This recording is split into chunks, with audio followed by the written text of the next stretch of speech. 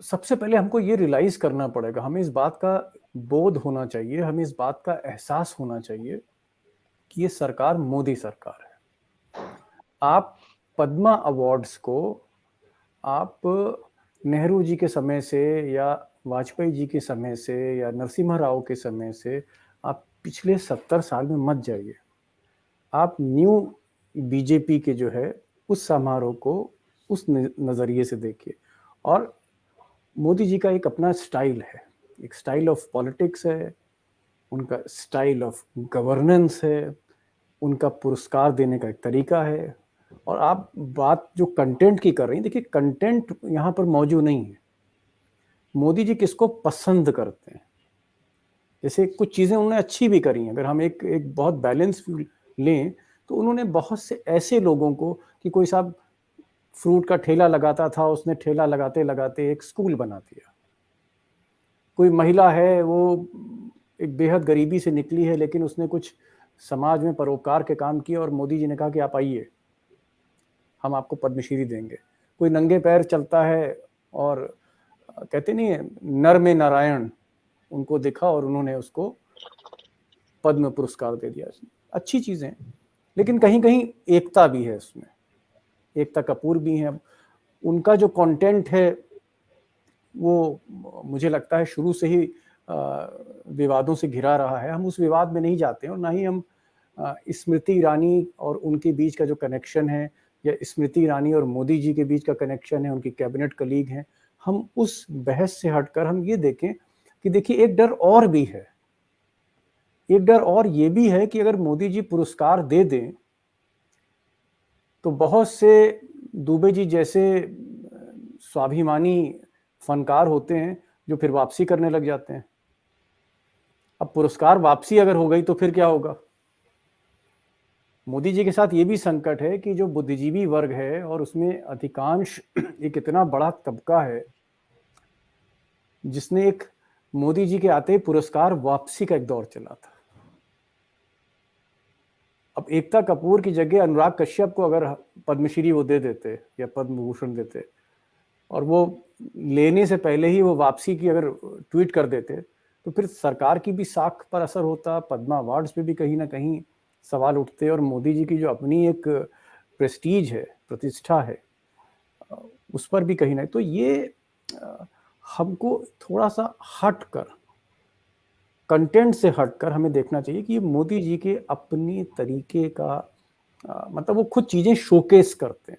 मुझे याद आ रहा है एक कार्यक्रम था, भगत सिंह से रिलेटेड एक कार्यक्रम था, और भगत सिंह के परिवार के कुछ सदस्य थे जो भगत सिंह जी की डायरी का जो है वो विमोचन कराना चाहते थे। भगत सिंह के हाथ की लिखी हुई डायरी थी जो उनके परिवार को बहुत पहले मिली थी, उसका एक एडिशन लाना चाह रहे थे, और हाथ से लिखी हुई डायरी थी उनकी, बड़ी चर्चित डायरी थी। तो मोदी जी 2014 में उसका विमोचन करना चाहते थे। तो मैं वहीं पर उस बातचीत में मैं शामिल था, उनसे मैं मिला, तो मोदी जी ने कहा कि नहीं नहीं, ये कार्यक्रम ऐसा होगा, इनविटेशन ऐसा बनेगा, पोस्टर ऐसे होंगे, इनविटेशन में ये लिखा जाएगा, और वेन्यू ये होगा, और इस तरह से हम ऑर्गेनाइज करेंगे। तो मोदी जी एक सफल आयोजक भी रहे हैं, प्रचारक के तौर पे। तो जब पद्मश्री जैसा कोई फंक्शन होता है या इस तरह के जो भी फंक्शंस होते हैं, तो सारी चीजें वो तय करते हैं।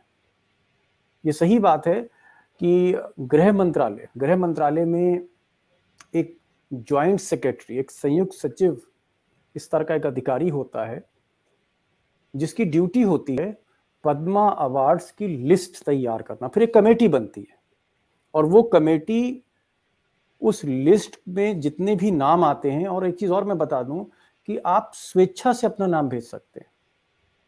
अगर सत्येंद्र जी को लगता है, सुरेंद्र दुबे जी को लगता है कि रुद्र प्रताप जी को पद्मश्री मिलनी चाहिए, तो ये गृह मंत्रालय को चिट्ठी लिख सकते हैं, ये सिफारिश कर सकते हैं, और उन पर विचार हो सकता है। तो कोई भी व्यक्ति स्वयं भी या किसी दूसरे का वो अर्जी लगा सकता है पद्मा अवार्ड्स के लिए, और एक कमेटी बनती है। वो कमेटी जो है पद्मा अवार्ड्स जो हैं पद्मश्री, पद्म भूषण, पद्म विभूषण जो भी कैटेगरीज हैं उसमें ये अवार्ड बांटा जाता है, लेकिन फाइनल लिस्ट जो बनती है, जो अंतिम सूची बनती है, वो प्रधानमंत्री स्वयं बनाते हैं। और मोदी जी इस मामले में बहुत चूजी हैं, बहुत सेलेक्टिव हैं वो। अब एकता कपूर की जो आप बात कर रही हैं, मुझे नहीं लगता है कि ये सूचना प्रसारण मंत्रालय की तरफ से गया होगा, क्योंकि रिकमेंडेशंस आप जाके देख सकते हैं, अगर आप आरटीआई डालें तो आपको पता लग जाएगा।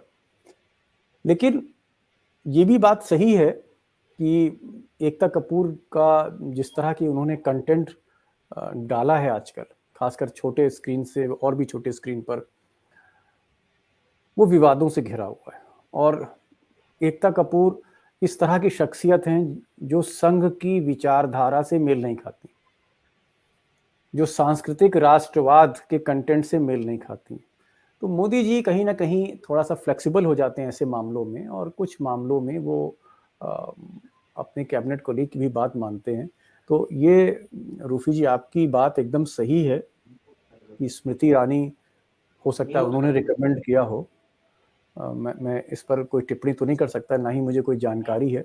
लेकिन एक चीज़ मैं ज़रूर कहूँगा कि हम लोग अगर कंटेंट की बात करेंगे तो बहुत सी ऐसी आपत्तिजनक चीज़ें इस सरकार में होती रही हैं जिस पर कभी हम फिर बहस कर सकेंगे, और मैं उस पर जाना नहीं चाहता हूँ। आज हम इसी पे फोकस रखना चाहते हैं, एकता कपूर पे। कुल मिला के मैं यही कहूँगा कि अब गोदी मीडिया है तो गोदी मीडिया तो इस पर चर्चा करेगी नहीं, वहाँ तो इस बात को कोई कहेगा नहीं। और आपने हिम्मत करी आज कि इस पूरे मामले को लिया कि भाई एक ऐसी प्रोड्यूसर, एक ऐसी डायरेक्टर और एक इतने बड़े अभिनेता की बेटी होकर जिस तरह का वो कंटेंट परोस रही हैं, जिस पर कभी सुषमा स्वराज ने लोकसभा के सदन पे हंगामा मचा दिया था, जिस पे कभी वेंकैया नायडू ने और उमा भारती ने सदन नहीं चलने दिया, जिस कंटेंट पे, आपको याद होगा फैशन टीवी जब आया था तो इतना हंगामा हुआ था। और जब सुषमा स्वराज आईएनबी मिनिस्टर बनी, सूचना मंत्री बनी, सूचना प्रसारण, तो उन्होंने पूरी एक सूची बनाई और बहुत से उन्होंने चैनल्स को बंद करवाया, जो विदेशी चैनल थे इस तरह का कंटेंट। मुझे याद आ रहा है एक रशियन चैनल था जिसमें पूरी तरह से पोर्न चलता था, और एक कैंपेन किया और सुषमा स्वराज ने उसको ब्लैकलिस्ट किया उस चैनल को। तो अब ये समय बदला है, न्यू बीजेपी है, नई भाजपा है, नई हवा है, नई फिजा है, चलने दीजिए। अब ब्लैकलिस्ट किया उस चैनल को।